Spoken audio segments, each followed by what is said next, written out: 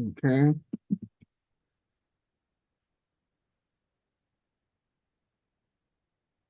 Questions.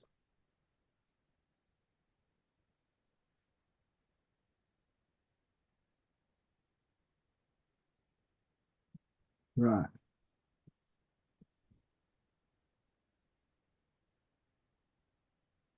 Okay.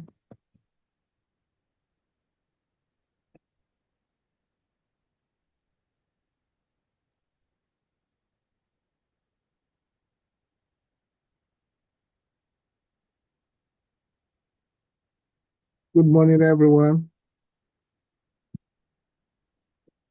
Morning. Yeah, while we're waiting for the rest to join, we're going to go through some of the interview questions. Today, we're going to be examining data governance in practice and also ethics. We're going to be dealing with data ethics as well. So before then, we're going to go through some interview questions that are very necessary. Okay? Is that okay, everyone? Yeah, absolutely. Good. Maria Garotti.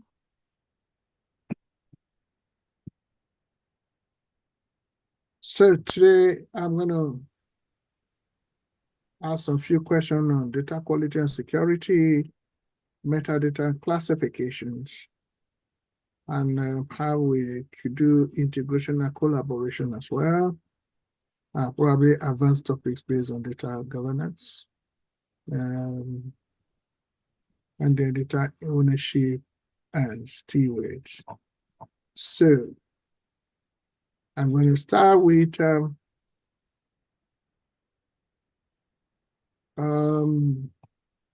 just probably to quicken some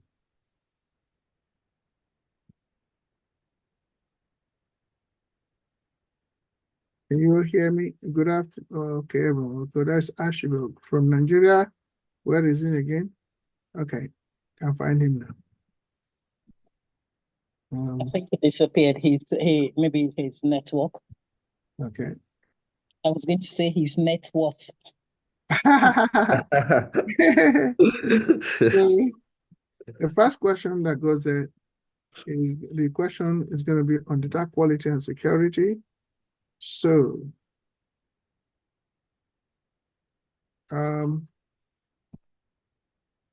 how does data governance improve data quality?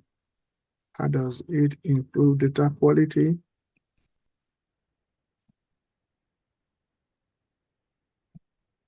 How does data governance improve data quality? Yeah, Nicholas? By defining standards, validating data, and monitoring for consistency in data. Absolutely, that's a very good answer. Okay, though it's not limited to that, but it's a very good answer. I love that. Okay. Right. So, I want to go straight to metadata and classifications. Oh, here we go. Yeah, this is difficult.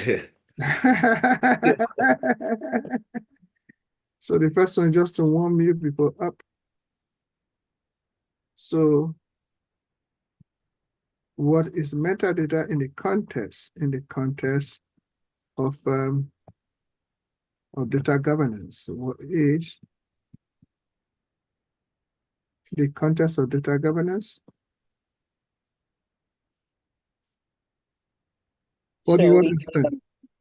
Yeah. In data governance, it's used to organize or describe data for the purpose of making it clearer and making it easily identifiable, so that people will understand whatever data they're dealing with.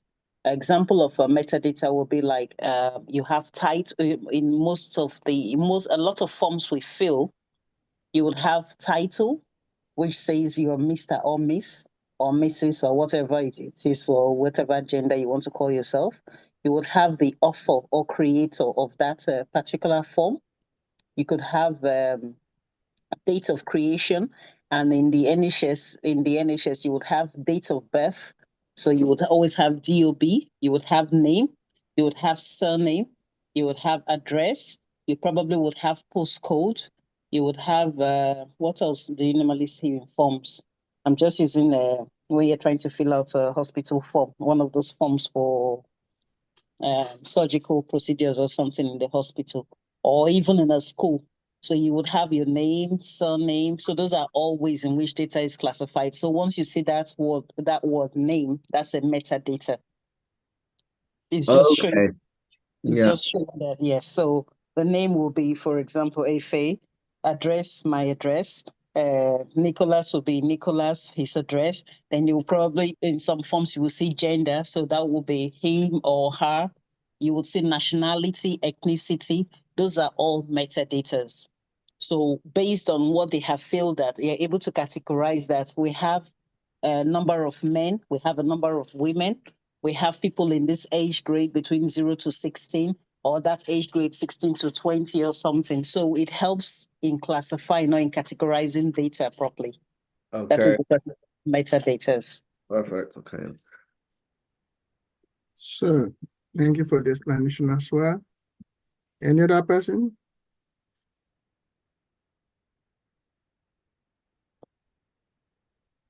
Okay. So what is metadata in the context of data governance? All right.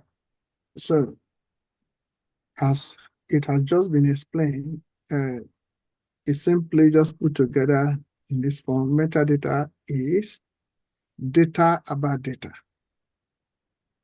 That's what it means, including its sources, usage, and ownership. That's what, if it was trying to explain the other time. Who is the author?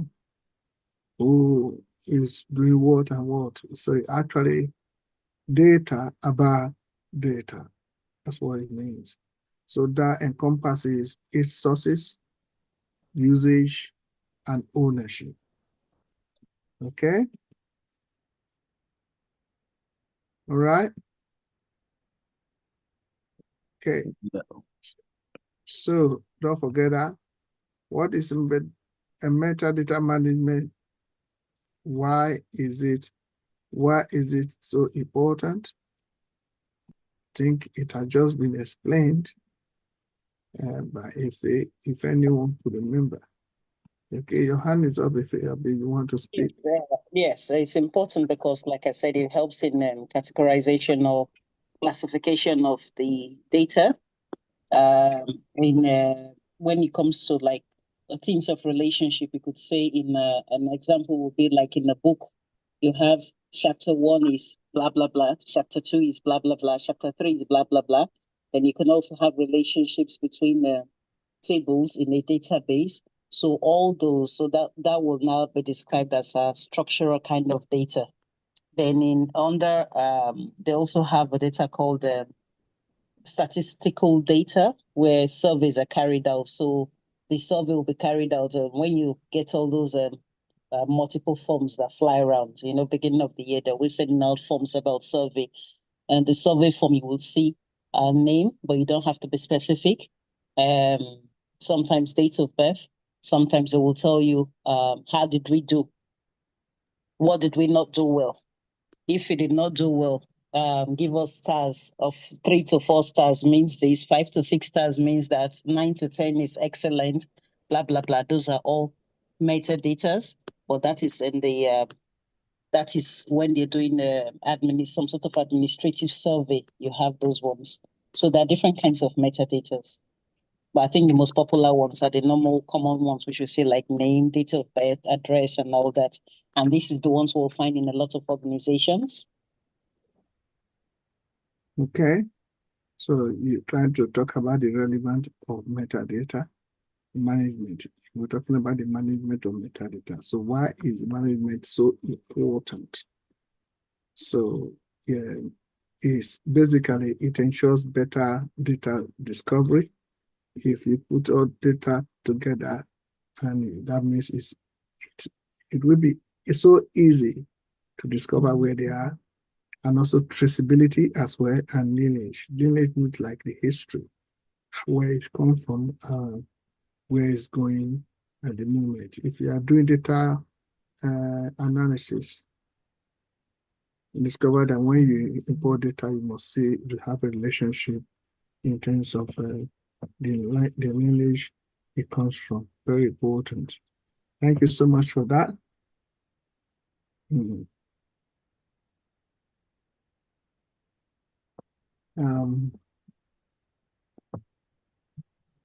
Wise man,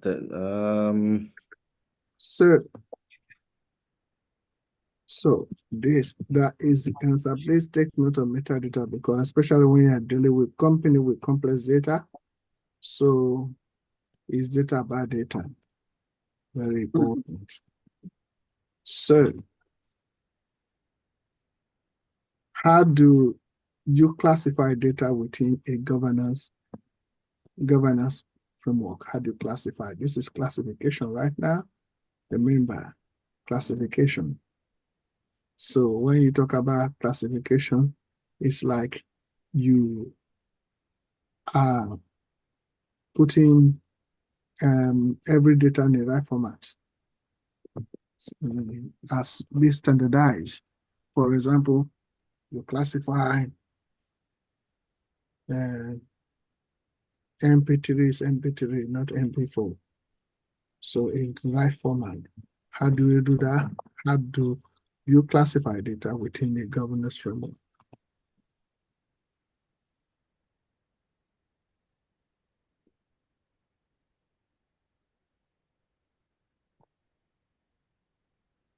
Okay. Are you asking us? Sorry. Of course, Okay, I thought you were. I'm asking you. So data can be classified in various ways. Some for example, in my company, you have internal data, which is not for the public view. You have public data. You also have data which is confidential or sensitive. For that one, sensitive data, it means things like date of birth. That would normally be with the Human Resources Department. And then, of course, sensitive data such as your salary, your pay slip. Because, of course, we know that even though they always try to say that we put everyone on the same salary, we know that no two people in the company have exactly the same salary. So there's always a band between those salaries. So that is classified. And then, of course, your health records are classified as sensitive data. If there's something that's something in your health records which might affect your work, say, for example, you're someone who drinks, or someone who's been known to take drugs in the past. Of course, that is sensitive information and it's not for public consumption, because you do know that if that kind of data comes out, it might affect your relationship with even your manager, because you will not be trusted. You will not be the manager will not trust you enough to put you in a position of leadership or things like that. So they make sure they keep all those data secret from managers or in any way will affect you. Then we have confidential data. Confidential data could be financial reports about the company. So there's so much the organization we allow the public to see on in the public domains, and there's some that they will not allow the public to see. If there is an issue of the, say, for example, there's a chance the company is about to crash, they won't allow the public see that. But if there's a chance the company has made so much in profit, of course, it will be shouted out for everyone to say that we're making so much profit. But when it's anything like where an organization is about to crash, I tell you, the last people to always know are the people in the company, because they keep all that hush hush until it comes out. And next thing they say, you're liable to be sacked, or you're going to be retrenched or whatever. So some data is meant for internal use, some are meant for public use, and they can be shared without restriction. And then we also have data which could be based on the ownership. Some data is managed for the sales side of it. And then there's some data for the customer side. And then you have data managed by IT, such as our logins. When you first click onto your computer, the logins, IT will always tell you that please do not share your password with anyone. If not, you'll compromise data on that laptop, especially when your job is very top-notch or very sensitive. So they always say, do not leave your laptop unattended, or if you have to move away from your laptop, make sure it is locked for security purpose. You also have data that can be used for reference purpose. A lot of, for example, Pastor, who is writing his PhD at the moment, I'm sure he gets data, some reference data from public domains. So just, and if there's no reference on any of his thesis or as with any student, if there's no reference on any of the essays or whatever you're doing, your lecturer will always tell you, I can't see any reference on this. Where did you get your reference from? So that's reference data. So there are different ways in which there are different kinds of data in a way. Put it that way. Okay. Then you have some data which are low risk. You have some data which are high risk. You have some data which are critical. You have some data which are moderate. Yeah, Thank you. a lot. Yeah, thank you so much. For those answers. And the Ashburn from Nigeria said classify in terms of sensitivity, confidential, just as FA also explained, elaborated. So basically, you classify data within a governance framework by categorizing it based on sensitivity, usage, and importance. So this is what you actually elaborated, FA. That's very good. Metadata is something that you don't need to play with at all. Okay. Yes, there are also some data which are actively in use and some data which are no longer in use, so they can be archived. Say, for example, yeah, depends on the policy you have with respect to that.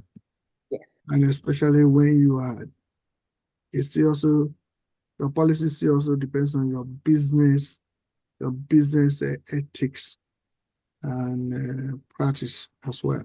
If you something that has to do with pension, you can have a maximum amount of years to keep it. If something that has to do with something that you can discard or delete or data, as you mentioned, as you mentioned pension, yeah. there's some data that never comes to light in some countries. Only Ashburg from Nigeria won. That's not know that one so much. So some people keep going for years and years to the pension companies and they don't get any money from the pension. Yeah. So then what are the questions that will come from metadata as well? So what are the challenges in metadata management? This is a very important question. So what do you think are challenges in metadata management? This question is so important because in interview, this question could, okay, is so important. What are the challenges in metadata management? So, whether metadata is data by data. Yeah. So what are the challenges one may have or envisage when you are employed or you are going to be employed as a data management? Yeah. Maria Gorati, oh, you're clapping, okay. No. I want to say something. It's a wrong this thing. I can't You find my... put the wrong hand. Okay. I think I got the right one now. Okay, doctor, over to you. Okay, thank you, sir. I think one of the challenges is incomplete data. When the data is not complete, it becomes difficult to manage. And when data is being manipulated in an organization, people tend to manipulate data or forge some figures just to represent a particular data that is not real. Just like in health sector, where somebody who is checking somebody's maybe blood pressure readings and put a wrong figure, and proceeding from there, the doctor seeing the patient might work with the wrong figure, thereby giving the patient wrong prescription and wrong medical attention, and from there can lead to chaos. So that also is a problem. Then another challenge that can come in an organization is data damage, where some people would tend to damage maybe because of one reason known to them. They tend to erase the data or delete the data or damage the data so that it cannot be accessible or people cannot use it properly again and all that. Then another one again is making data unavailable. That's correct. Like FA said about data classification, was talking about classifying data. Like in an organization, you have active data, you have passive data. Like the active data are the current data that is being used, maybe for day-to-day activities of the organization. So if such data are not available, it becomes difficult for data management governance staff to use that particular data to achieve their day-to-day activities. Then another one again is, I don't know if I mentioned accessibility, whereby it's not accessible, it becomes difficult to achieve organizational goal. Thank you. Thank you so much. Yeah, thank you so much. Any other person? Thank you so much, Doctor. Yeah, you provided a lot of answers to that. So any answer to this that you have had is not limited to those answers. It depends on your experience in industry. But in most cases, I need you to get, if you are you about to speak? One of the main challenge will be lack of standardization between different arms in the organization. So use date of birth as a typical examples. In some parts of the organization, they could be using just DOB as that metadata for that part, which means date of birth. In other places, they could be using, in other parts of the same company, instead of using DOB, they could just put age. Rather than DOB, they'll put age. So age, of course, will say exactly how it is. And then in some other parts, rather than date of birth, they will say just put your month and your day, which is still date of birth again, but with the year not included. So if different parts of the organization are using different types of metadata, then there will be difficulty in integrating all the data together. Because, say, for example, you put date of birth on the system, it will bring up everyone who's come under that metadata with their dates of birth. But of course, it will not automatically bring out those who have just put age, what their age is, in that particular organization. So lack of standardization could be one of the main culprits of not putting in the right metadata.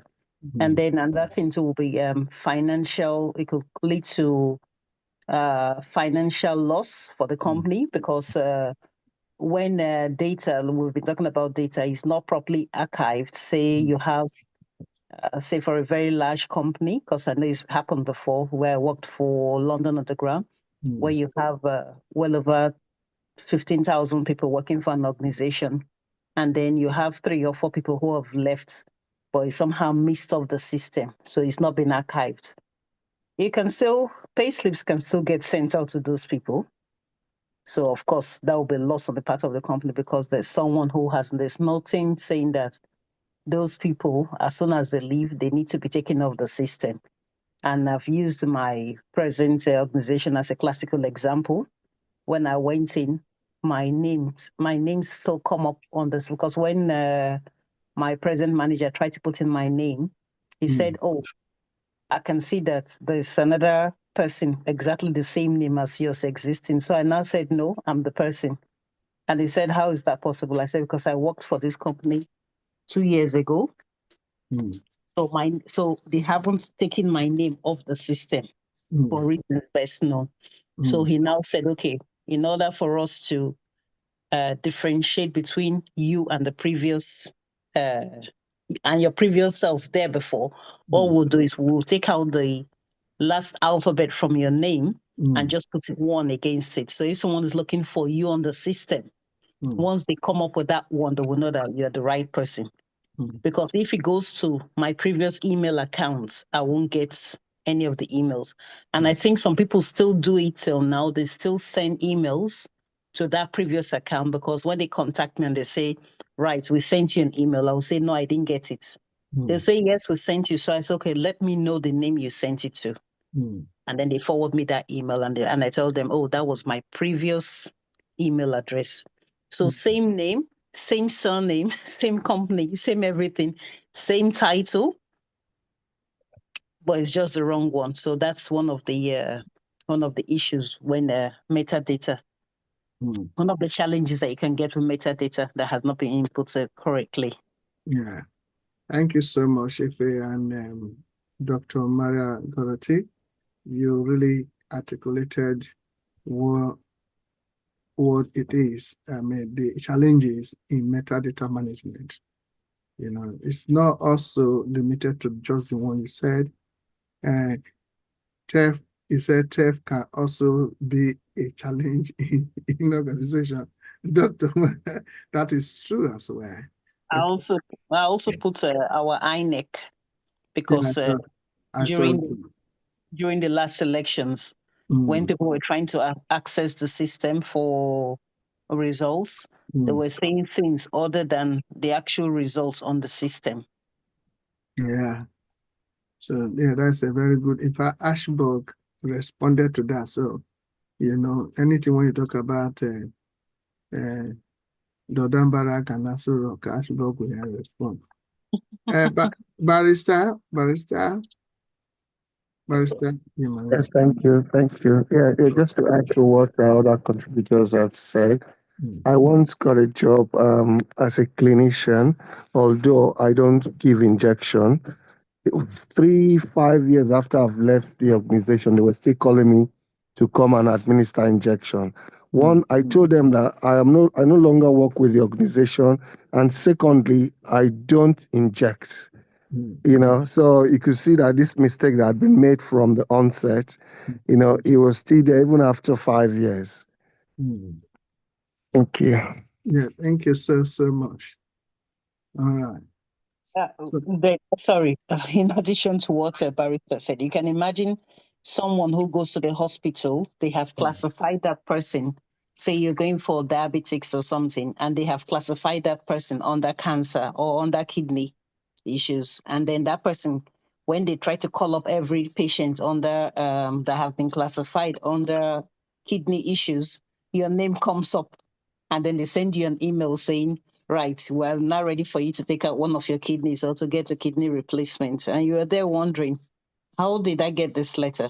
Meanwhile, you're meant to be classified under something else. So that is how much of a mistake, wrong classification of metadata could be. Yeah, so those challenges, that's what Dr. Maria Garrity was talking about. Talking about the quality of the data, it matters. If we have the wrong data that are not consistent to what is expected, then there's a problem. So it will pose a very high challenge on metadata management. Barrister?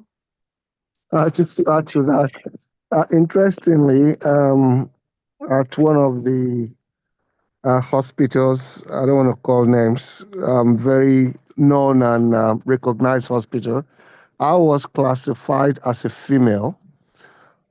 Anytime I called them, I said, "No, I'm not a female." And up till date, you know, I think some of the records or some of the departments, they still have me down as a female. Obviously, I think one of the reasons is sometimes some names where you have unisex, some names that are unisex, but I don't think that is there. I don't think they would have actually known that that name is unisex. But it's an error that had been made from time. And that is obviously a very important one. Thank you. Thank you so much. So basically, those are the arrays of challenges that we encounter in the management of metadata. So if for the purpose of interview, you can just use the ecosystem tagging. Sorry, by the way, probably I used to be a female before. Thank you. Just to laugh, just to make the. So Think you need praying for. So yeah, so let's you see the one of the challenges that you face that will bring more other challenges, like as Dr. Maragarati said, and you people have kind of supported during your articulation, giving answer to that specific question, is a kind of inconsistency in data quality, which is probably tagging and also lack of tools. I can tell you that's very big. So maybe the tools that are available, they do not match the complexity of data you are handling at a time. So on that basis, it will also affect scalability. So if you want to migrate to cloud or migrate to any kind of platform, so and you are dealing with metadata that are inconsistent in terms of tagging data quality issue problems, then it's going to be difficult. So you need a tool customized enough to, and also robust enough to handle such migration, that way you scalable, or maybe to every other thing you want to do.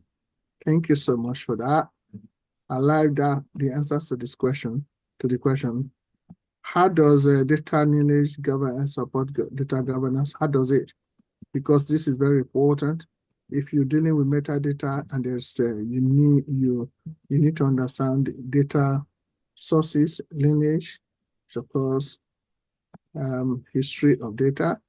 How does it support governance of it? Why do we have? That's what it means. Why do we have data lineage? Because if you are using Power BI, you will see data lineage when you see the modeling. You're going to see data in lineage there. The source of data, where is it coming from? Where it is now, where is it going? So the lineage, how does it? I can provide an answer right there anyway, but it's not limited to the answer I was saying, providing traceability of data from its origin to its consumption. So I have explained it before, provided the answer. Two hands are up. Dr. Maria Garrity. okay, apart from traceability kind of like was actually the first thing I wanted to say when I saw yours. And a very good example of that is in the health sector. That's the reason why we have files and record files in the health sector. That's correct.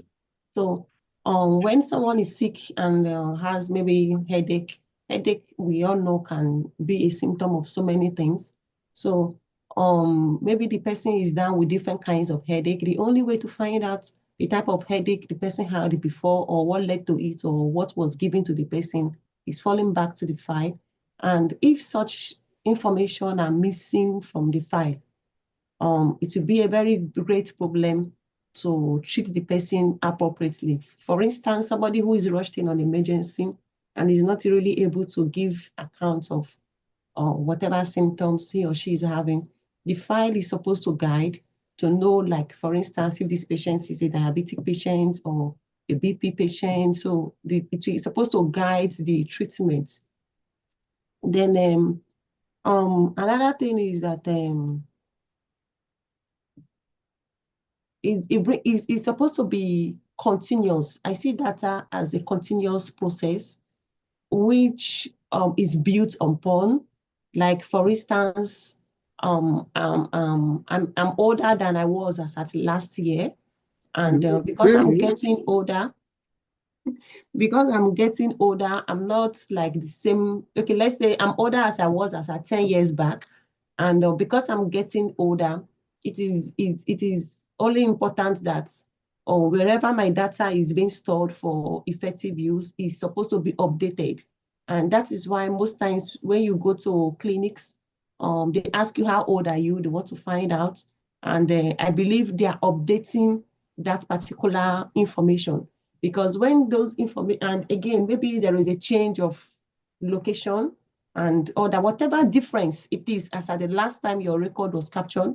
So it's supposed to be continuous, like continuation, because, okay, take for instance now, barrister who said he was being called a female, and when he's a male.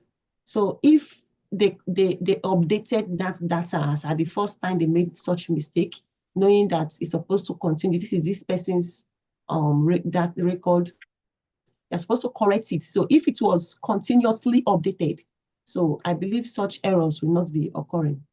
Thank you. Thank you so much. That is the essence of always having having a monitoring as well as part of the component in data governance initiative, whichever may be the initiative you carry out. So that is very important to ensure that there's data integrity. So thank you so much for that. And that ends question based on metadata. I'm just going to add some few questions with respect to integration and collaboration. Okay, right. How do you ensure, and this question is always coming in an interview, how do you ensure that,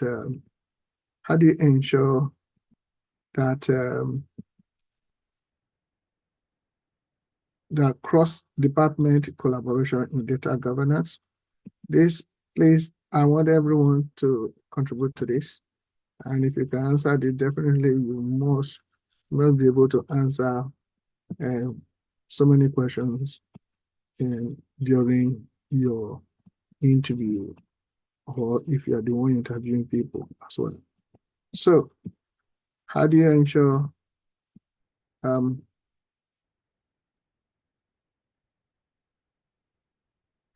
cross-department collaboration in data governance? Like what we say in data governance, communication is key. I think that's the first thing. That's the word. No communication, then there's no integration of data. So making sure that everyone is speaking from the same page, communicating. If there's any change to having a centralized kind of database, it's also good. And then if there's no centralized database, that's a problem already. Because when we're speaking about metadata, I said you could have metadata as DOB in the HR department, and then you have age in the IT department already. There is no integration between those two, even though it's basically saying the same thing, but in a different way. But all that database is going to do is, when you call up date of birth, it's going to give you a limited number of people on that date of birth. And then when you put in age, it will still give you a limited number of people, except it's been done in such a way that it would say it's either it's bringing up date of birth or it's bringing up age of people inside. So having a centralized framework is very important. And then having clear roles defined for everyone. So every person must know what they are doing. They must know if someone comes into the organization for the first time, who puts in that information on the system is very important. And then people too need to be trained up on the fact that, right, we're all working together. No one has all the answers. No one is superior to the other. So we all working together. So based on that, you can offer cross-departmental training to say some people can go to the IT department for training. or they can come to HR, or they can go to the training department. So if you emphasize that we're all working together, then I think that's first of all, that's the first key to having cross collaboration. So that communication is very important at the start of government, data governance management. Thank you so much, Efe. Dr. Maria Garati. Okay, I think Efe has said it like I wanted to say. I wanted to talk about regular meetings in that organization. We still voice down to communication, clear communication. So where there is regular meetings to discuss issues at various sections, and the meetings can be in different forms, maybe at the department basis and on the general basis, like where everybody from all the departments come together to have these meetings. So I believe with that, it can bring collaboration. Collaboration also is not only achieving goals, it still has to do with meeting one another, as in someone in this section, knowing this one in this section, as in having to know that this person exists in this particular unit is also part of collaboration. Because if somebody is working in a particular unit, I does not know how people in the other unit or what they really do in the other unit, it might come to a time where probably such services of another unit might be needed, and you need to refer some to their resources or to their services. So if there is no clear knowledge of it or interaction of that, it becomes difficult. Thank you, Doctor. Thank you, Efe. All right, you just hit the nail on the head. Simply, it's just by establishing shared objectives.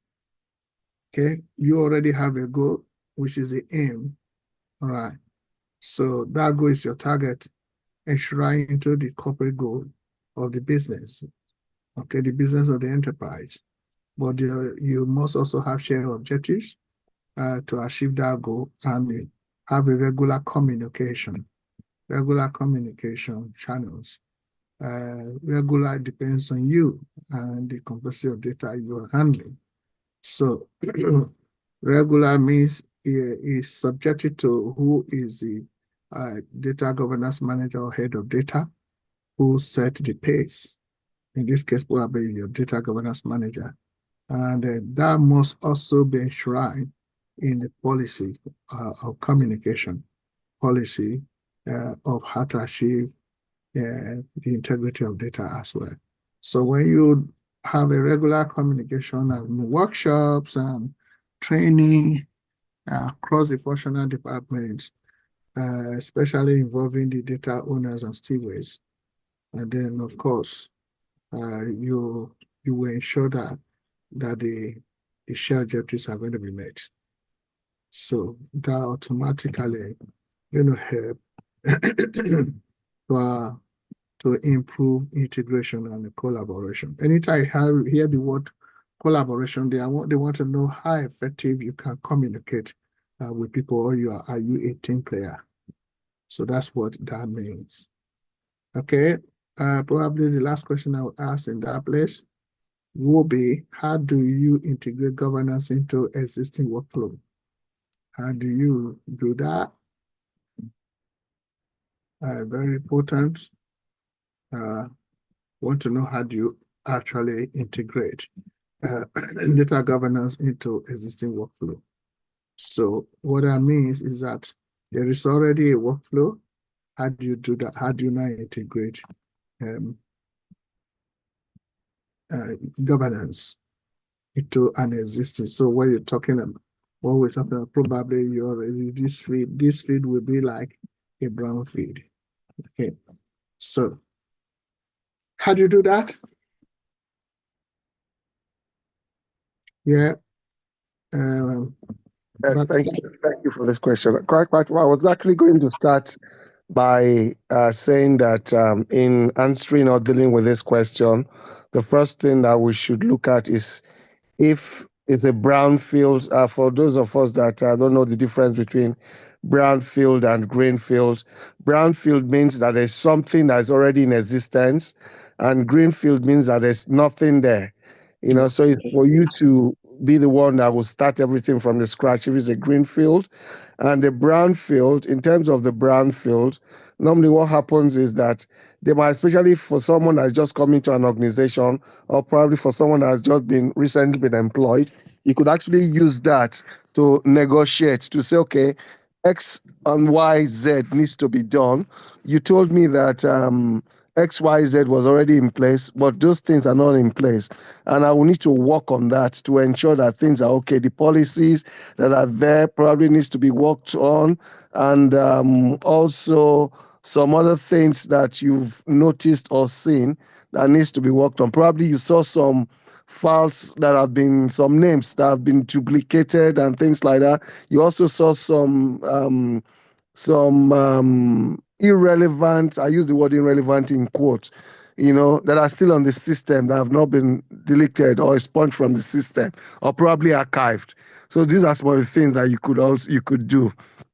And we've had cases of where some of our colleagues right here, they went for interview they were taking, and by coming up with things like this, in fact, some of their salaries were actually increased by more than 50%. So it's actually a very good way of selling yourself. Thank you.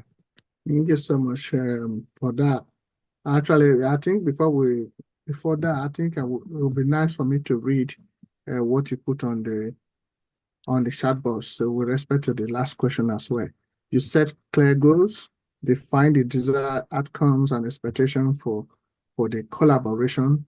Of course, this is not in practice. The reason why I have to read it, because we're gonna go straight to data governance in practice very, very soon, right here now. So you have to establish rules and responsibility. Make sure everyone knows who is accountable for what, and also we can put who is responsible for what as well.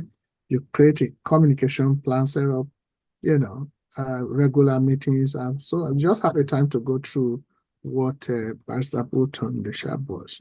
Very, very important. So the last question I put there, thank you so much for that. The last question I put there is, how do you integrate governance into existing workflow, which you have also said, provided an answer.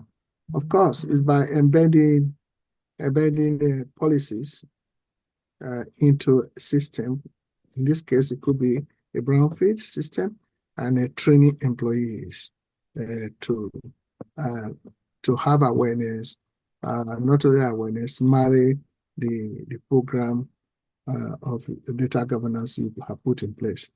Okay, right from strategic planning, procedure policies, standard set, socialization, and also have KPI set up, and then cybernetic process flowing to see when one can carry out evaluation if need be, and monitor the same. Okay, very important. So right in this, you have to embed policies into systems, and those policies have to be robust enough to accommodate what you are doing, and then have training. If your hand is up. Yes, I was going to talk about policies. I was going to ask how many of us have actively been involved in setting up a policy or carrying out or helping to contribute to a policy. Because a lot of times we're talking about policies. Sometimes it might look policy, never been involved in policy. But I tell you, a lot of us, without knowing it, have set up some kind of policy or the other. It's just that we haven't actually put it formally on paper. So it will be interesting to know anyone who's actually drafted a policy together. Yeah, so it's very important for that question. And those who have not done policy, we can always make you to understand how policy is being done, and then the best way to do policy. Right. Yeah, Barrister, your hands up. Yeah, first of all, I think I want to say thank you for Ife asking these questions. a lot of people, as soon as they hear that word policy, they just want, oh, what is this? What is this? Oh, how am I going to do this?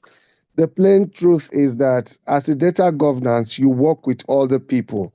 There's the legal department, you have different departments, and also some of these things, they are also on the internet, So when you do, that's why you, as a data governance, you do a lot of research. You know where to get the information that you want, and also you have other colleagues, other organizations that have done similar things. So it's just for you to know the right place or the source for you to get the information that you want. And like Efe said, some of these things, are things that you've even done unknowingly. It's just to ensure that you get the right documentation. Let's not forget that each organization, they actually have governing bodies. For instance, the main document when it comes to the regulation of data governance, it is GDPR. A lot of information are there, and also when, let's say you're working in a law firm, the SRA, that's the regulatory body. When you are a a social worker, you talk of the Social Work England. When you are a teacher, I know there are a lot of information all over the place in terms of policies. Is to ensure that, and also it's very important that you also, standardization is key.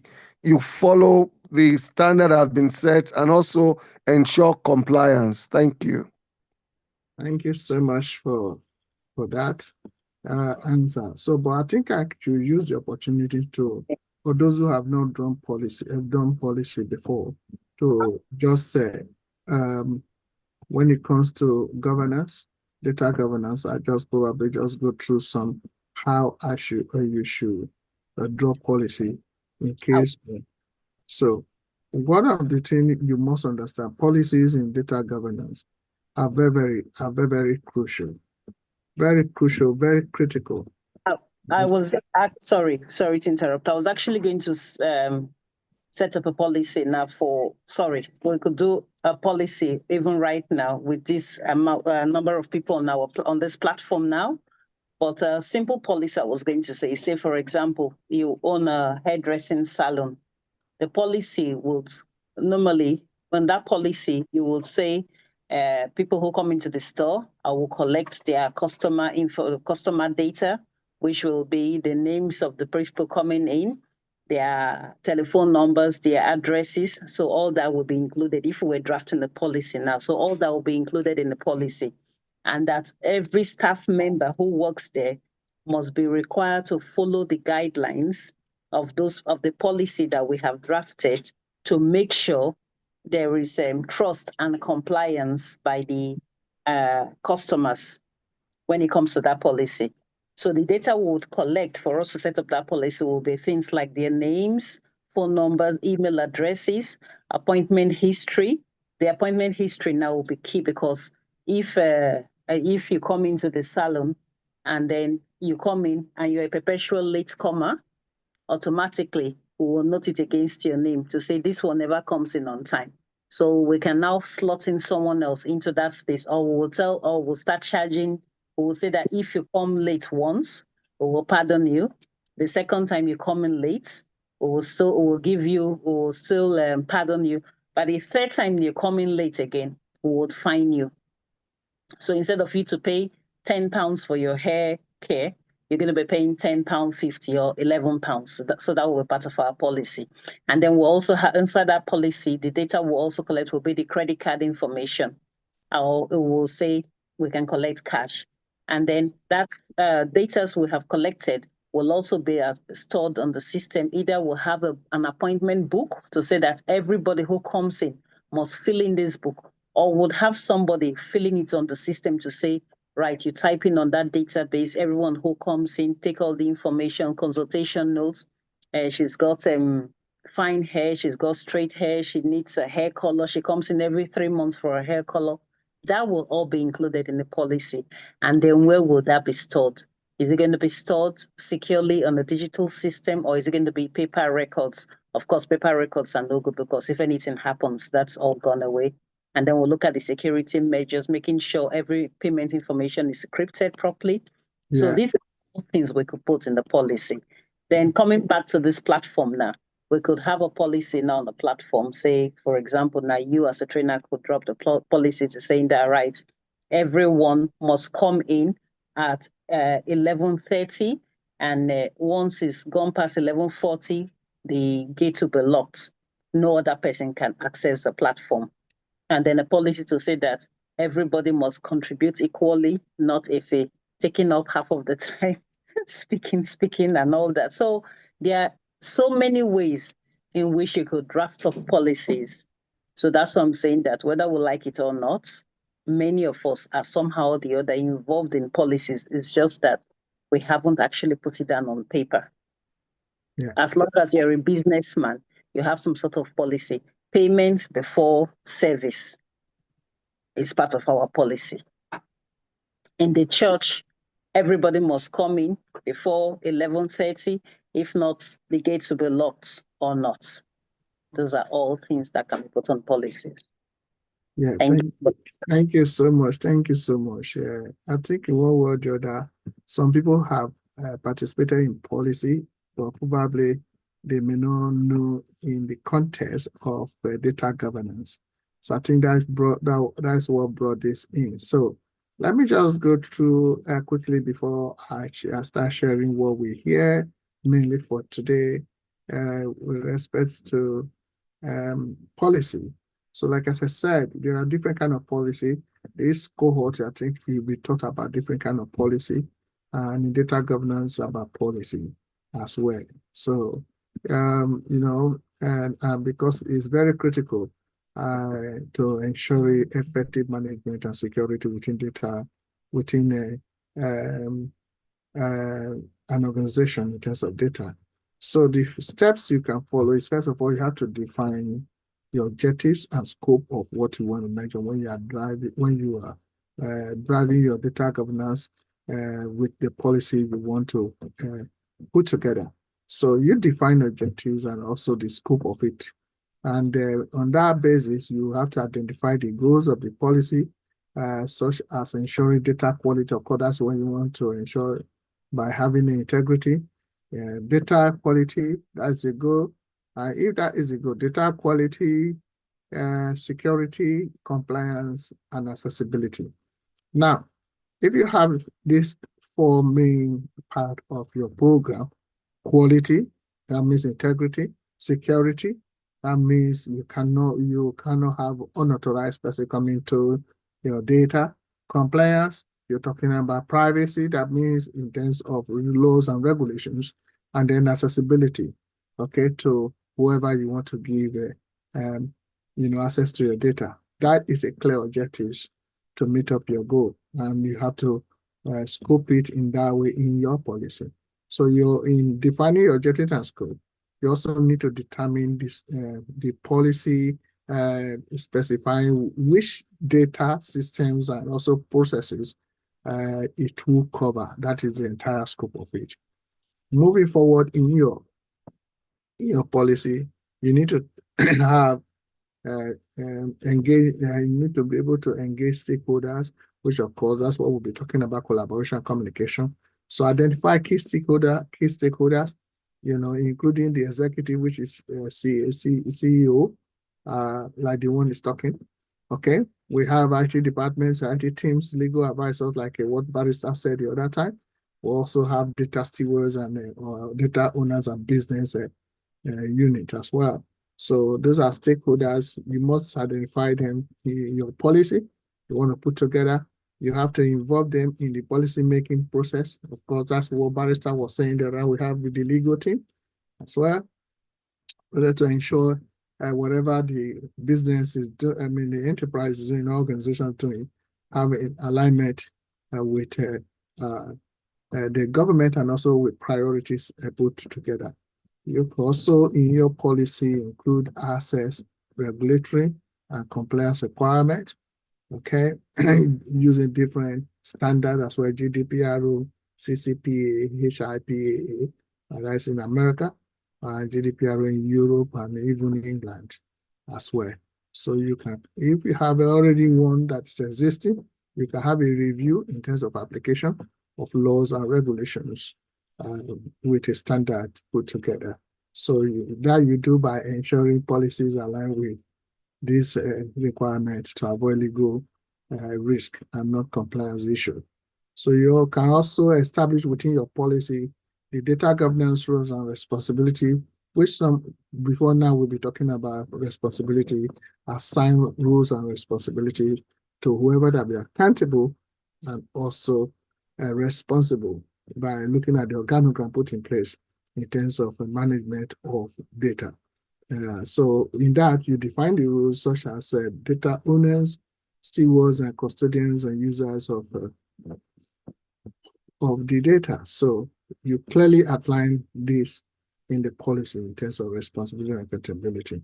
You can also develop a framework, policy framework, which that may have different kind of components like data classification, of which is a kind of sensitive and public restricted kind of data, data access and permissions, and sometimes data security measures are put in place and quality standards, and retention and archive, which we have actually spoken of several times right here, monitoring and also having an audit all the time to ensure that your procedures are not falling behind or lagging in a more robust movement, a flow of data in modern times.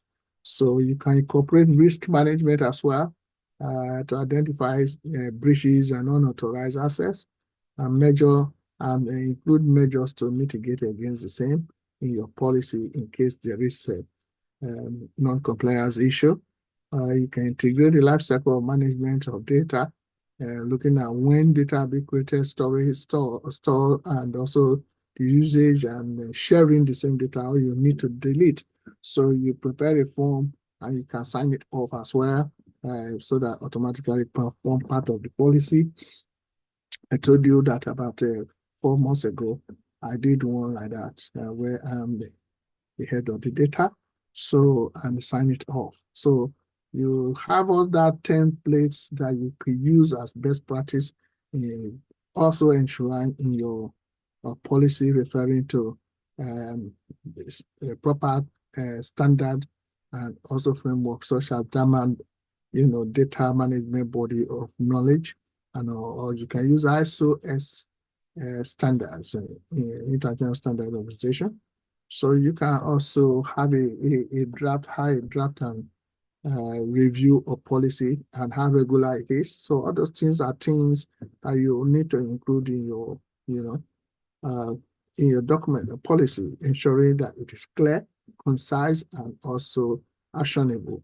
There's no point of having policy that you cannot carry out and you can carry out.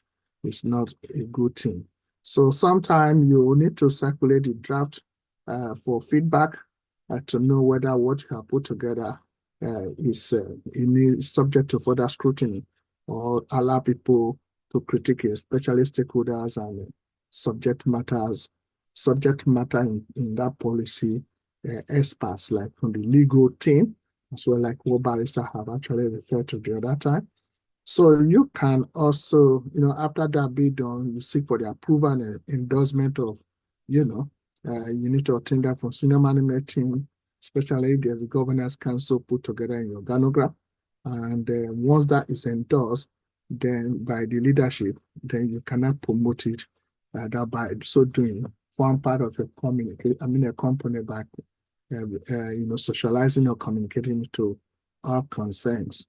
So, and then there is need within the policy, consider your communication team, how you can regularly put, have meetings and training taking place in order to ensure that the quality is ensured as well.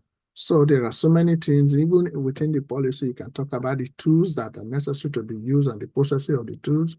Okay, very, very important in order to align with the policy guidelines you put in place to ensure that your program, the data government program, whether greenfield or brownfield, is optimized in order to make they create the value that people will buy into. So there will be periodic review. Don't forget, in such policy include the periodic review and update as one of the thing a company should carry out as a best practice. That will lead us to what we need to. Barrister, your hand is up. Oh, thank you. It's just in relation to the conversation I had or discussion we had during the week, speaking on training, and also in the spirit of the fact that Robosaka Academy stands out amongst the best. One thing I wanted to say is, or something I was going to say is, in terms of research or training development, there's this course, Dr. Prof here will also tell us, we know about it. If you are in education, you are in the health sector, you are in the local authority, you have to take that course. It's called Prevent. Some organizations, they do it every 3 years. And the last time I did it was about 3 years ago. So I got an email from HR that I need to do it. That the last day was the 20th. So on the 16th, I just told myself, no, you have to get this done. And the way it works is that the refresher course, you do it, it takes about an hour. And what I said to myself is that I cannot just dabble into it, because if you make any mistake, that's it. It all means you could spend hours. So I now had to, because I knew that program was actually provided by the government. I had to go to the government website. I did dates. I got a certificate for that. And I went to our organization's one.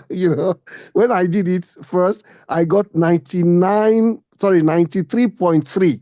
I told myself, no, boy, you have to get this thing right, And in 5 minutes time, I did it again, and I got everything right. I got it 100%.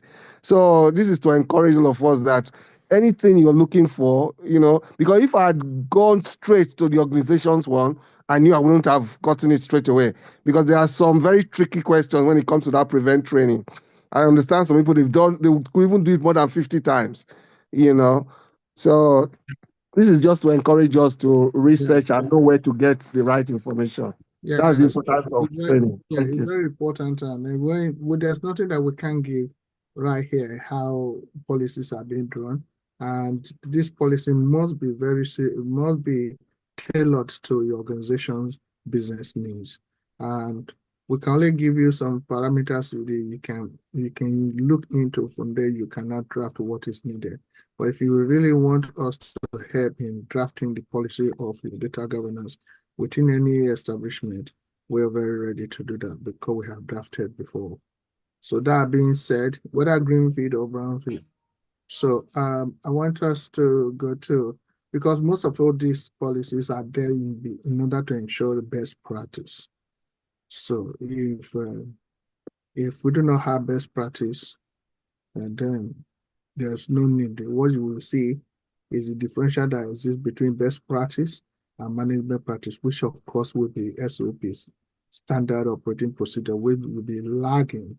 So, and it will affect your operation, because your input and output is expected to produce a data quality and of course the integrity of the data, which people will buy into. So that being said, we must understand that is something that is very inevitable as a data governance manager or data head of data. So very important. So on that basis, we're gonna go straight to, because of time, I still have the training after this today. So I don't know if anyone can see whatever I'm sharing right now.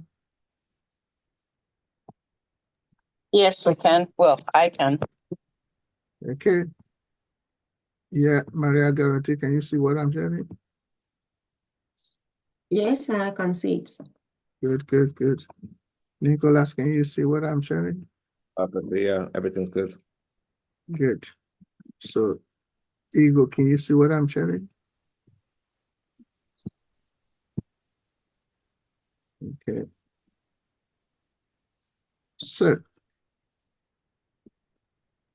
basically, data governance in practice is actually is something that is very inevitable. In fact, you have to know data governance, but in practice, how do you how is it being seen in practice? How do you also yourself, how will you practicalize it? Because you need to convert your theoretical analysis to practical action.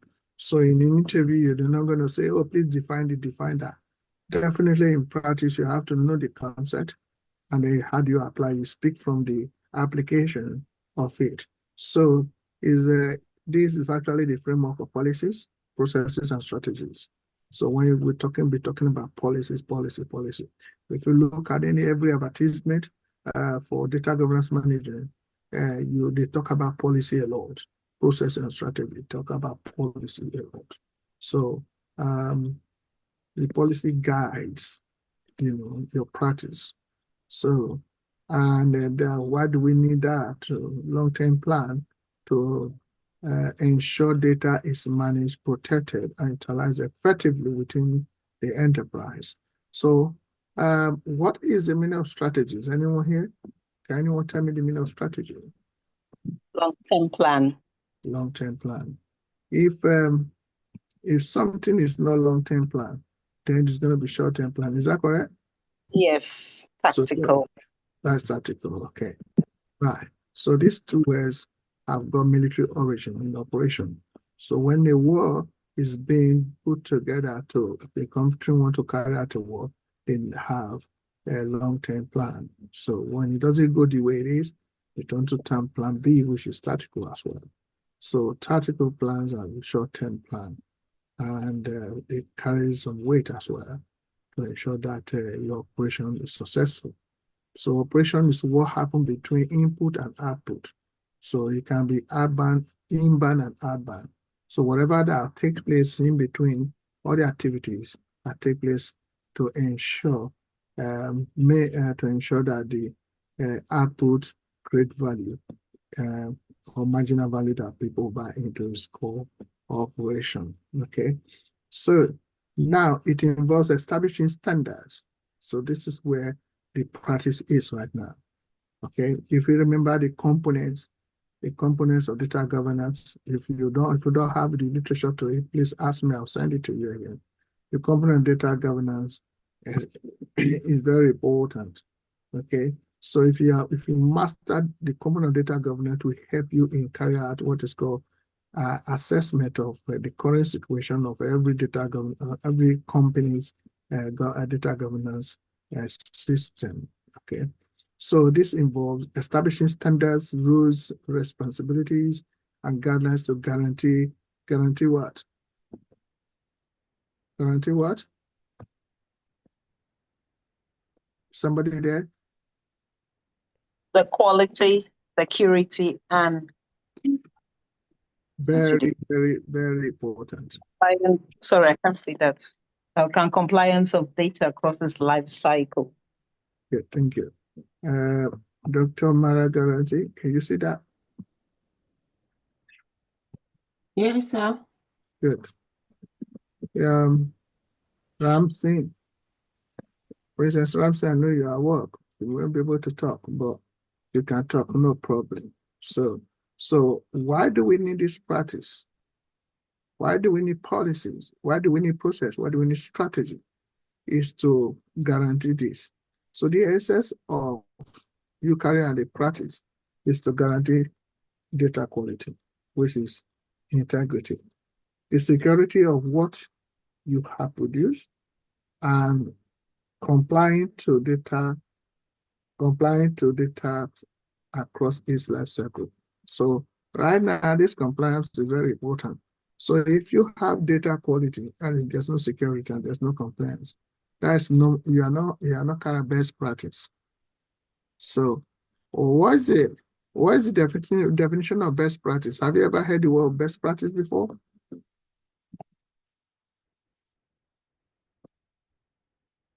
I have know the definition. Okay. Yeah, okay. You know the definition? Not exactly, no. Do you, want, to, do you want to phone a friend?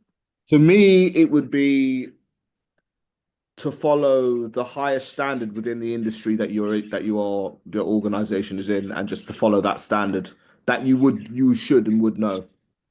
Okay. That's a very good try. So I want you to note, I have this definition myself.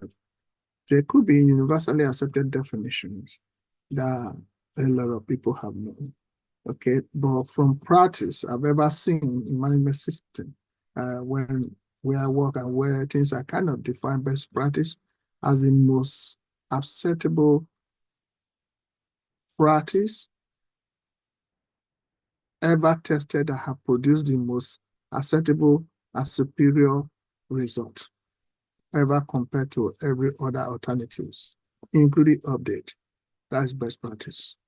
So even if you have the best practice now, if you don't update it to date and to seconds, it's not best practice. So best practice is something that's superior to every other practice and also produce the best result superior to every other alternatives practice, including update. Please take note of that seriously, because that way it's going to help you to know how you could have a high efficiency measure by your standards in practice. So you require a standard set. So if you set a standard that this is what it's going to be, and you discover that you work towards it, because there's going to be procedures and processes to ensure that that standard is met, and that this is very important. So take that definition, and though it's not limited to my definition, you could come up with another one, and also you have the right to critique mine so that I will learn from it. So I personally also, after 2 years, I now put including update, so that I critique myself to put that one in. Maybe I will find a way to put it in one day so that people should see my definition. There are so many definitions of data governance. I put mine in as well, which from experience I could see that data governance definitions quite different from some other people own as well. So now,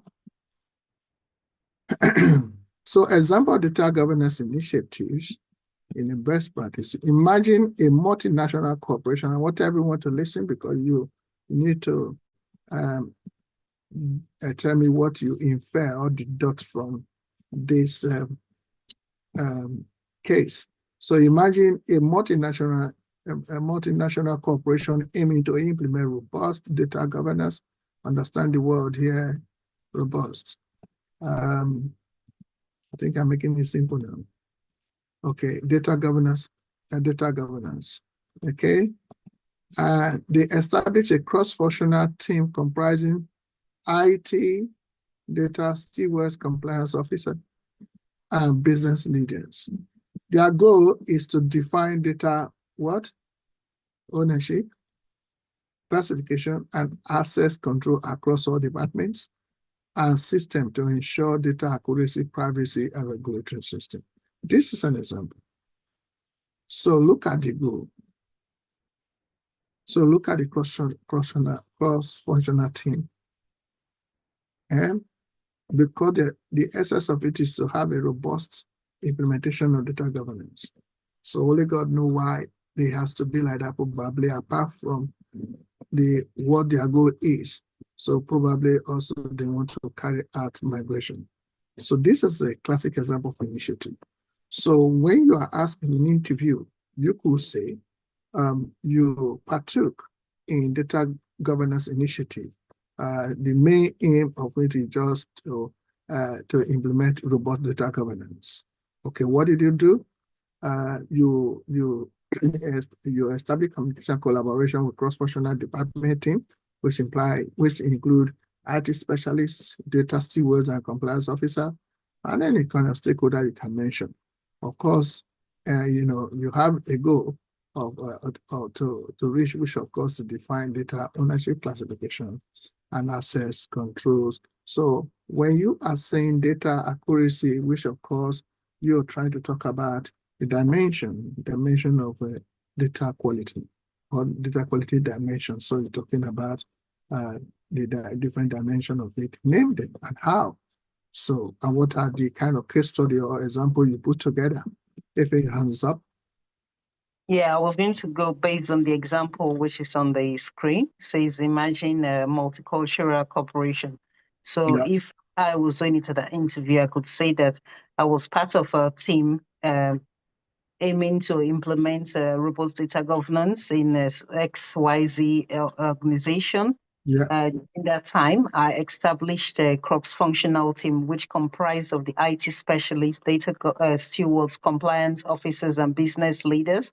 How I did this was to find out who were the key stakeholders in each of those departments. And as soon as I found out the key stakeholders through maybe my manager or through someone, I was able to make contact with them. And then one of the things I wanted to define was to have data ownership, classification, and access control.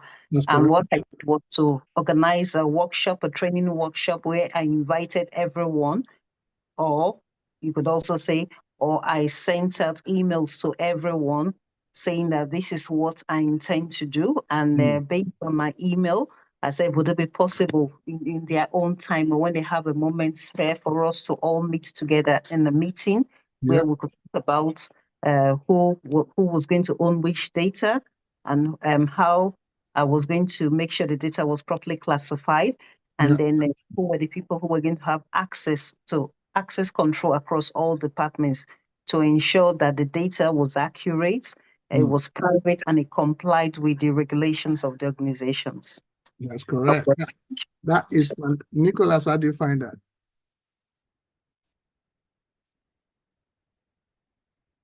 Do we still have Nicholas there? I'm just writing all of this down as well. So I'm doing a bit of listening and writing. It's very. You can have access to this meeting via a link as well. Dr. Maria Dorothy?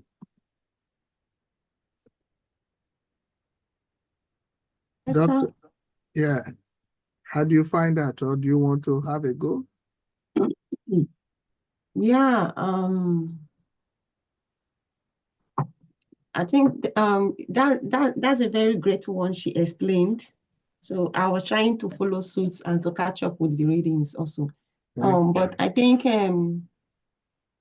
talking about the initiative, it can be in different ways anyway. Absolutely. Different examples, yeah. Absolutely. So, okay, yeah. So I've been I can also say that based on my own experience, that I've been in an organization whereby we had issues with data, which was to collect. I'm as a course advisor, there was at a time I got student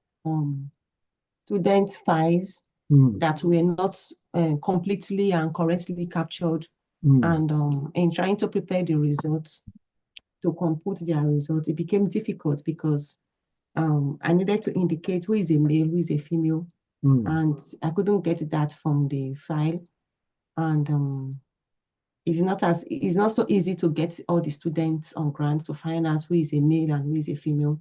So getting back to the stakeholders and giving the complaint, first of all, these are the challenges I'm having. Trying to classify this data is becoming a problem.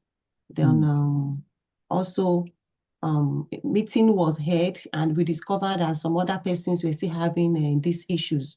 And a decision was taken as a way of a policy that at the point of entrance for these students, the person who handles them at that point should ensure that they fill all these details correctly. That's because correct. at that point in time, you see them physically because they come to you physically to do their documentation. So before they resume their lecture. So that is data entry, yeah. Yeah, so that's another example, I think, of data governance initiative. Yes, ensuring that this information are well captured from the beginning to avoid any other consequences in future. Thank you so much for that as well. So I will send some example of different initiatives that you must put always getting up is like you reading it religiously, play around it. You also, those who are already working, you can relate it to it because you'll be so good at what you have experienced, what you relate in, provided the concept and the essence of that question is being answered properly. Barrister, your hands up. Thank you so much. Yeah, this is a question. One of the. Thank you very much for inviting me for this interview. In answering the question in terms of robust initiative in data governance, I haven't worked with the NHS and the local authority.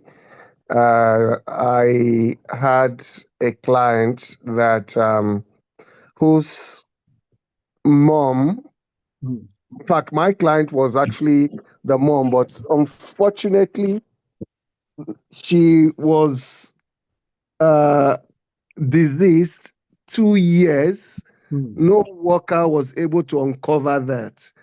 And the son was collecting money from this adult social services, the local authority. In fact, the local authority paid well over £50,000 to this guy. Wow. So all the workers before me, when they go, they'll just say, oh no, the son will say, no, mom is okay, mom is fine. That's what we call direct payment. And so instead of getting carers to go in from the government, so what they do, they'll pay directly to you. He came up with an excuse to say that, oh no, the carers or the agencies that are sent by the local authority, they're not doing a good job. So the mom was having double calls for those people in healthcare, health and social care. Two people will go in the morning, afternoon, evening, and night time, bedtime. So at the end of the day, they were paying a lot of money. I told this guy, no, I have to come and see mom. He said no, that mom is fine, that he's very busy, he's at work, that he's a driver, and at the moment he doesn't have a job. He normally leaves the house as early as 5 a.m. That I can't come there once it's not. To cut a long story short, we had to go there myself because I told my manager at that time. My manager said, oh no, that this service user, you have to deal with them with. I said, no, there's something that's not right. That God's instinct, And at the end of the day, when we got it, the wife said, please don't tell my husband that I told you that mom actually passed about 2 years ago. So at the end of the day, you could see that the GP was aware. So you could see this come. That's why it's very important to collaborate with other teams, other departments, and also co-production. At the end of the day, the legal department, the accounts, the finance department, everyone got involved, and this guy was found guilty. I think they said they were going to send him to prison, but at the end of the day, I don't know how the matter was finally concluded. So these are some of the things that you could actually, in terms of having a robust data governance, it's very important that you uncover a lot of these things and ensure that communication is key. Because anytime I called him, I always ensure that they are documented in the system. At some point he was becoming very agitated. So what I did, I now started sending him text messages because he wasn't taking my calls. So it's very important we get all this. So at the end, this was something that other local authorities had to be into in the UK, and I was given a very in order to foster any recurrence. Sorry, I say in order to foster any recurrence. Absolutely. And what was the result? You saved them a lot of money. I saved them a lot of money, promotion, and according to CEO got more than half of his salary for our own initiative. You know that we're coming for you. That's why you're attacking that. Remember us in Thanks a lot. because out for that anyway. Thank you so much. And that's what I think is this thing is gazetted in local government area with the job you did on that. So it's very important. And I've read some recommendation based on what you have done for your management as well. Thank you. Very, very good. It's very key. It's a good work you're doing. and very, very important. So I think next time everyone comes, please come out with initiative that you need to speak for about 3 minutes. If you're asked, say, can you tell me what experience you've done, any initiative you've carried out? So please make sure you come out with it. I have 2 slides to finish with this one. Okay, what are the challenges faced when during the practice? One of it is resistance to change. Of course, very important. People do not want to have to engage in changing due to fear, and so there are a lot also due to changes that will take place in terms of workflow that has been established. There are other people who also have a lack of data awareness. So what do? You create understanding. So making them to have an insight into reality of the value of data and the program you're trying to, put forward across the organization. So there's also complexity of compliance, keeping up with evolving, data privacy regulations and ensuring compliance to multiple compliance standards, especially when you are trying to migrate or also have scalability. So that happened to Facebook about 6-7 months ago when they're migrating data from Europe to US, and there was a risk. They had non-compliance issue, and they were fined $2.8 billion. So they pay anyway.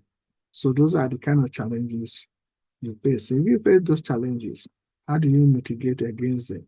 There's always solution. It's carry a best practice there. So you need to create a system whereby there could be, leadership buy-in. So securing executive support, very important. That helps in driving your cultural shift towards embracing your program, the data governance program. I'm going to, when we reach that assignment, the last assignment, this will show up in terms of practice, and then have a stakeholder, especially chief executive, CEO, can buy into your program.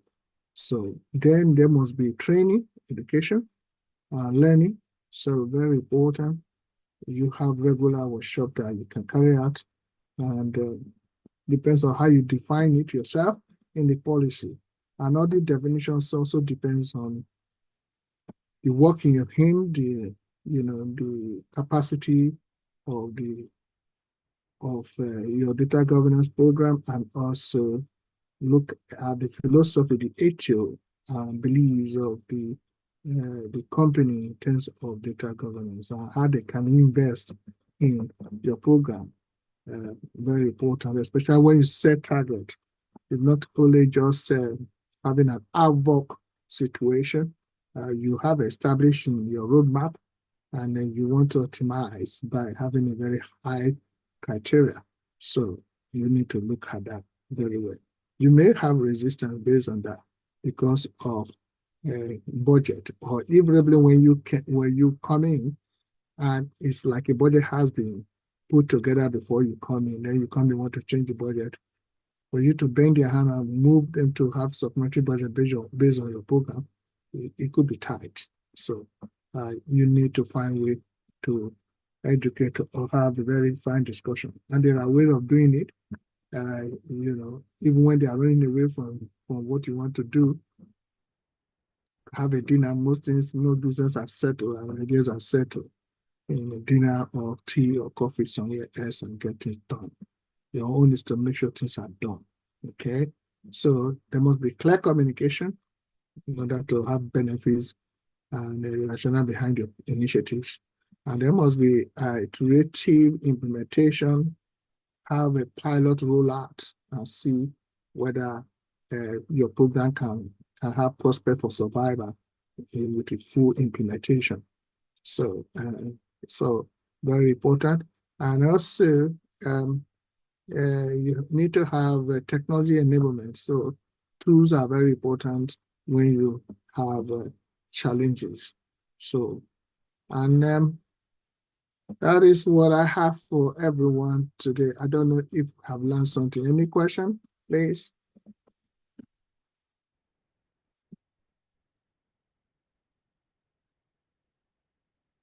Have we learned something today? Oh, yes, absolutely. Absolutely. My questions may come after. So maybe they might come after, but yeah, if you don't ask me a question, next time we meet him, they're gonna be questions on best practice. Seriously, trust me, I have all of them. I have serious questions on best practice because let me tell you, nobody will ask you some few questions rather than the question based on best practice. Okay, some question could be like idea for you to have, but you, in the practice, that's where the question comes in because nobody will be paying you such a high amount of money, earning between 400 and 1,200 pounds a day, without really showing to us, showcasing the practice that you have carried that in. Very important. Okay. They have loads of questions on best practice on ethics. So, yeah, thank you so much for coming. And I also have meeting after this quickly. In absence of any other question, I will thank you for coming. Thank you, Ego. Thank you, Princess. Thank you, Ramsey, Princess Ramsey. Thank you, Pastor. Thank you. Thank you, sir. Thank you, Nobility. Thank you, Dr. Vane. Thank you, Dr. sir. Maria Garrett. Thank you, sir. Thank you, Barrister. Thank you, FA. I have a question. See you. Thank I have a you. question. Okay, ask me your question. Data, the importance of data cannot be overemphasized, especially when it comes to I don't know if anyone has ever seen any Caucasian gone to the Nigerian embassy and they have been rejected visa in this country.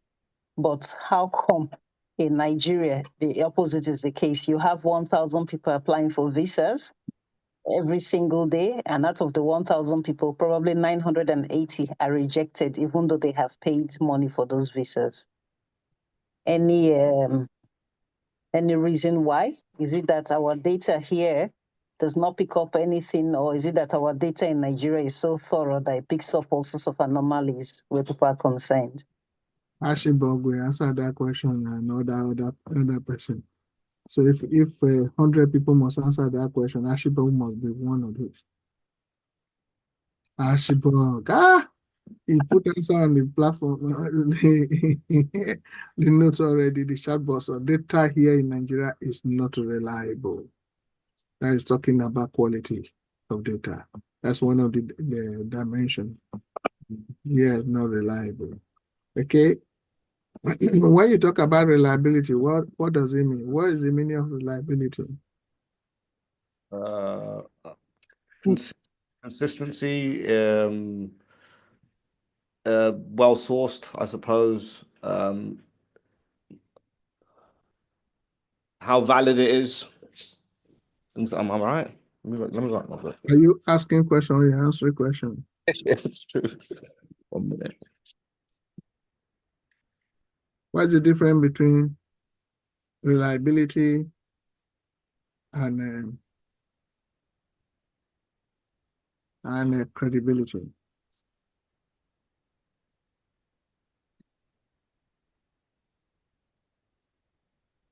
Okay, I think when it comes to reliability, it has to do with something that is not correct or cannot be depended upon. Then when it comes to credibility, it has to do with something that is not something that is maybe manipulated and cannot be fully used, like is not correct at all. You laughed. You want to phone a friend? Seem very similar to me. So, but I know they're different. Like reliability is how consistent something is, and credibility is how trustworthy something is. Is that correct? You asking question or you telling us? I'm telling. Okay. I'm telling. That's the best I've got. Okay. Anybody who want any other person? Reliability is the consistency and dependability of someone to perform or outperform as expected over time. Okay. That's reliability. And then credibility is if you can be trusted or, well, Okay, yeah. able in regards to information. Okay. Can we write that down in the box? I'm gonna write that down. Okay, let me just say, because the reason why I'm saying If this, Barrister's put one there, it says if something is reliable, you can trust it. It is the inherent quality of the evidence. If something is credible, you can believe it, whether it's real or not, whether you can trust it or not. thank you so much. Let me, thank you so much. It's good you ask this question, and we have Dr. Van here. He's one of my boss in. He's very sound in so many things and in research. So I want to speak from the research side of it, because in my research at the moment, I have result. I use secondary data, and my supervisor told me that you have answer to your research question, but from secondary data, so you need to understand yourself to be outstanding. So you need to carry out uh, questionnaire and to validate your to validate your the answer to your questions, and to know whether it's reliable and credible. So that will determine how you can vividly say you contribute to academia or maybe industry. So what does that mean? It's talking about reliability and credibility, because that will determine the validity of what you are. So what is reliability? Is actually refers to consistency, dependability, of course, repeatability of something, such as maybe probably a system or processor or data source. So the focus of reliability is consistency over time when tested, or across different scenarios when you put it in to test. So it comes with honesty and integrity. So the key question, can I depend on this to perform the same way every time? So for example, in research, a test is reliable if actually produces the same result when repeated under the same conditions. Okay, so if you carry out that you normally hear the word that anything that goes up comes down. Is that correct? Hello? Yes. Yes. Anything that goes up must come down. Is that correct?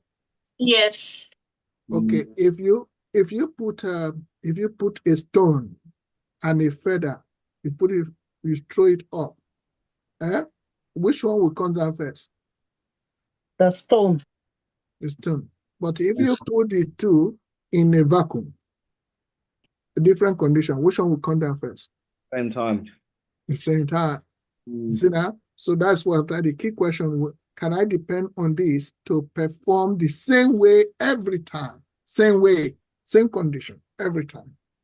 So see, this is a conditional something. Talk about reliability, talking about it has to, though it's gonna be consistent over time, but if you have it in a different scenario or different condition, will it perform the same? Even if we talk about anything that goes up must come down. Why is it that rocket will go up, will not come down unless if we have to put it down? And a light bulb as well. So the light bulb doesn't have to come down. Well, I don't know anything about that. I get to make the side. So we have in science, in physics, called Allenby principle, the Allenby principle in quantum mechanics. Now, in this, there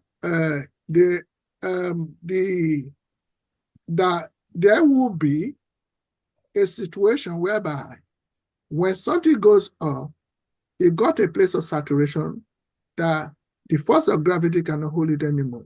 It has gone against the law of gravity and it continues to go up. So that's a different condition. Is it reliable? So that's why we put consistency, and in the same condition. You don't test something different condition, there will not be reliability.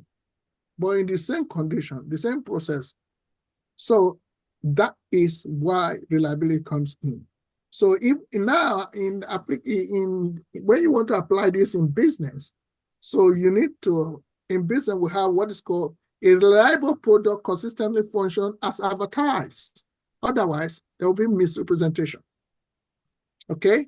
And in communication, a source is reliable if it is consistently provides accurate data, information. I don't know if I'm communicating at all. Yeah. Okay? Yes, yes. So Yes. what are the indicators to know that something is actually reliable? Repeatable results. It shows the same result anytime. And is very stable in performance when you measure the KPI. It's very stable in performance over time, and also consistency in operation or in our findings. That means it's reliable. But has it got limitation? Reliability alone does not guarantee the information is true or valid. So it only ensures consistency because it does not guarantee that what you are having is true, or because we have a concept called epistemology. So you have to validate every statement, where every statement, either claim, whether is it true or not true. Okay? That is something that normally limits reliability. It doesn't really guarantee the information is true or not. That is true or valid. That's why you not carry out testing whether what you have put together is credible. So that leads us to credibility. So credibility, talking about the trustworthiness and believability of something that you have put together, such as a source or claim or individual, who will be, let me be honest with you, let me be truthful with you, but you can promise someone that, don't follow me, I'll buy you ice cream. And on coming back, you didn't buy ice cream. You said the truth, but you do not have integrity. So when you do the talk, you walk the talk, you are having integrity and you are credible, then you could be trustworthy. That is why people have credit rating. That's why people can be trusted. Something can be trusted in their care. So, but the focus of credibility, which is quite different from that of, reliability, the focus of this accuracy, truthfulness, and the perception of authority of where it comes from. That's credible. The source. So the key question when it comes to credibility is, can I trust this to be true or accurate? That's where you have a data dimension process. So what are the examples? In research, a credible study is based on sound methodology and valid data. And in business, a credible brand has a reputation for honesty and integrity. All right. And in terms of communication, like these are examples, a credible speaker is seen as acknowledgeable and trustworthy. Okay. What are the indicators that you use to know whether something is credible? Is the expertise or the authority behind what that you refer to as being credible. And also the honesty and the ethical standard put in place, the moral principle guiding what you're articulating. And you also have another indicator like, evidence-based claims, that you cannot just claim something, there's no reason, there's no evidence. That's ordinary claim. In law, for example, you made a statement that, you know what, Nicholas, you don't need to go out today with an umbrella. That is just a claim. Nicholas has the right not to believe you or not. It could be a statement of fact. But is it credible? No, because anything that is credible has got argument base. So you have not put reason why Nicholas should not go out with umbrella. You can say, okay, Nicholas, you ought not to go out with what? Umbrella today. There will not be rain. That is the reason. Or there will not be too much sun. That is the reason. So that your claim has got a reason. But without reason enough to justify why Nicholas Dominic Murray should not go out with umbrella. No. You must have evidence base. The evidence will say, because according to Michael Fish, BBC weather forecast, that today there will not be rain. That now become evidence based back with the reason and also the claim. So that argument is good. So, and it's credible. So there are also indicators like positive reputation that already somebody has already gotten for a long time. You know, oh, Barrister Emmanuel is credible because this is how he is. The other time, I have a friend who's also a lecturer. Yeah, very close friend. He never knew a barrister has been a friend. And I was speaking, then barrister called me there. He said, who is that? I said, Barrister Emmanuel. Is it Barrister Emmanuel? He said, you know him here. How do you know him? He said he did the deed of his house. And let me tell you what he did. He said, after the house has finished 2 months, he came and he called him, say, hey, hello, yeah, how are you? Say, fine, how are you putting? He say, I have your money with me. Money, he said, where the money? He said, no, yeah, there's money that remaining. I need to give it to you in thousands. He said, which Nigerian barrister does that? So I said, that is Emmanuel for you. And when I told Emmanuel, I said, this is what happened. He said, if I have done bad thing concerning that person, he would have also told me. So this is how that is called positive reputation. There's a barrister we have here today. Okay? Very true.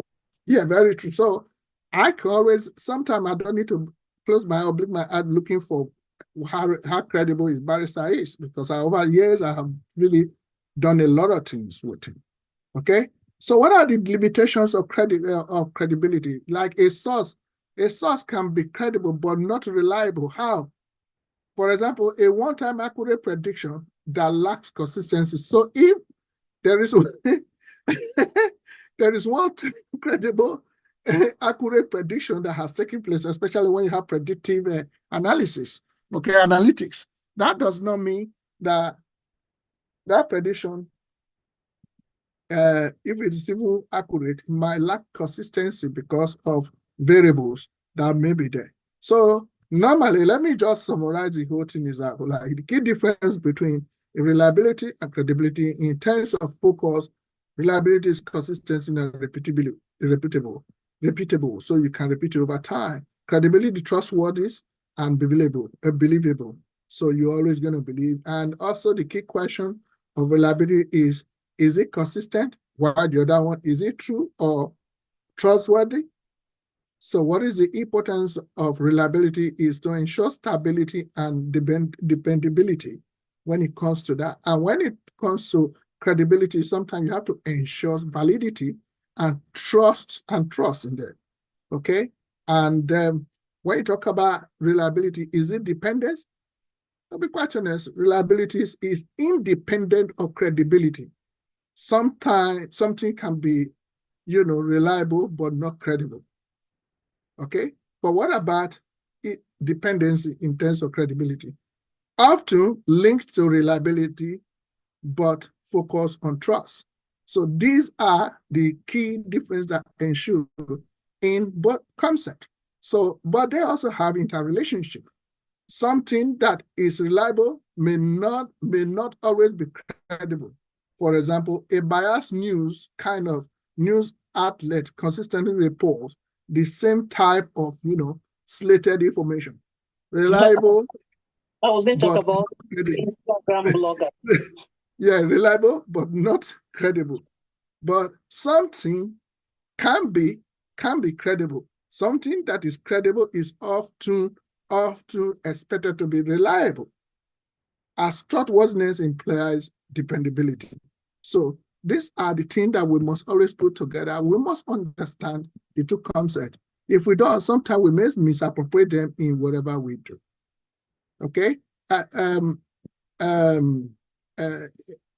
If you were saying something.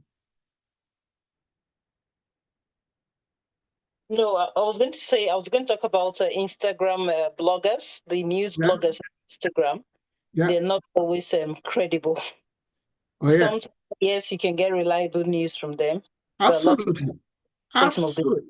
Absolutely. Absolutely. That's why you don't need to be forwarding everything that's sent to you. Forward. If you don't forward to 10 people so that if you love me, because you want to, that is you trying as much as possible to kind of show whether I love you by forwarding something. So if I don't forward, I do not love you. That's terrible. Anyway, I think it's a comfortable place for us to stop today. I have another meeting. Thank you one more time, Dr. Vi. I love you for coming. Noble, love you. Dr. Maria Garati, the Canadian. Thank you so much, sir. Did we learn something today? Yeah, absolutely. Thank you so much. See you next time. Those who are going for an interview, please don't fail to contact me. And there's some link to those who for their certification already. Please, if you have any problem, get in touch. If you after getting your certification, make sure you get in touch with me. There will be a few classes with you for this cohort. Next month there will be a new cohort. So you also help me to invite other people to come in to that effect. Thank you all. Love you all. Bye-bye. Thank you, sir. Thank you. Thank you, sir. Thank you. Bye, everyone.